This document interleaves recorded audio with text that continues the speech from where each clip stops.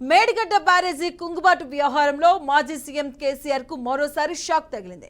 కేసీఆర్, హరీష్ రావు సహా మొత్తం 8 మందికి భూపాలపల్లి ప్రిన్సిపల్ సెషన్స్ కోర్టు నోటీసులు జారీ చేసింది. నాగవల్లి రామలింగమూర్తి అనే వ్యక్తి దాఖలు చేసిన రివిజన్ పిటిషన్ ను కోర్టు విచారణకు స్వీకరించింది. సెప్టెంబర్ 5వ తేదీన విచారణకు హాజరు కావాలని కోర్టు ఆదేశించింది.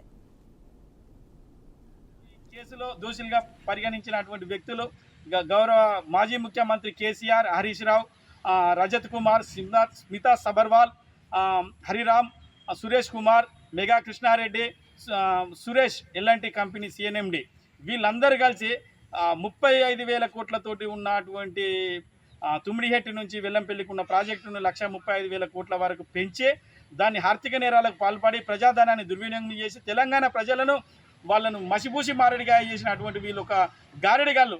వీళ్లకు చేసిన తప్పులకు వెంటనే శిక్ష పడాలనే ఉద్దేశంతో నేను ఒక సామాన్యుడిగా నాకు ఎన్నో ఆర్థిక ఇబ్బందులు ఉన్నా మేము ముందుకు వచ్చి, ఎందుకంటే రాజకీయ నాయకులు అధికారులు ఒకటై తెలంగాణ సంపదను దోసుకుందామని ఎంతో కుట్రలు వన్నీళ్ళు.